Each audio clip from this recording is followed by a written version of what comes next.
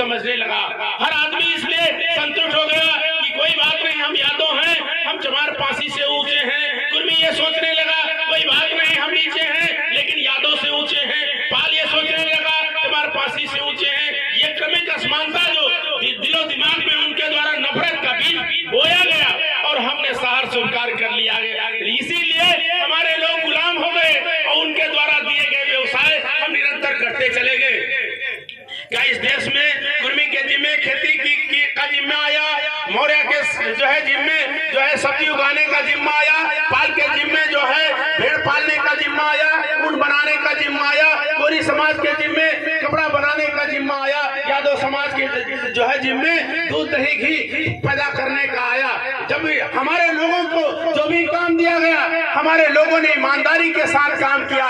एक समय यहाँ दूध की नदियां बहती थी, एक समय यहाँ पर जो है लोग चमड़ा और पत्ता पहन करके जो है अपना जो है इज्जत रखते थे। लेकिन जब जुलाहा खोरी समाज को कपड़ा बनाने का मौका प्राप्त हुआ, पूरे देश में पूरी दुनिया में यहाँ से कपड़े का आविष्कार होकर जाने लगा। जब यहाँ पर खेती जब जिसके जिम्मे आई, खेती पूरे देश में दुनिया में जाने लगी। लेकिन जिनके जिम्मे इस देश की सीमाएं रक्षित थी, सीमाएं उनके हाथों में थी, तो सीमाएं क्यों नहीं सुरक्षित हुई? इस देश में मुगल क्यों आया? इस देश में तुर्क क्यों आया? मैं उनसे सवाल दागना चाहता हूँ। जो हमको काम दिया गया हमने ईमानदारी से काम किया, और जो तुमने काम लिया तुमने ईमानदारी से काम नहीं लिया।